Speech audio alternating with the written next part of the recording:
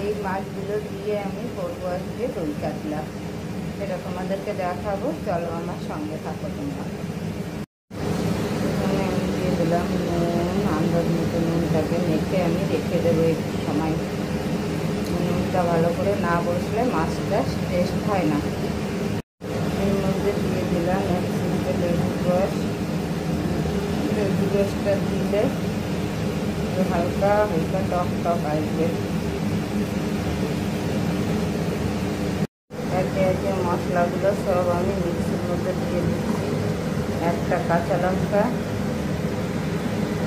রসুন পরিমাণ মতো, আদা,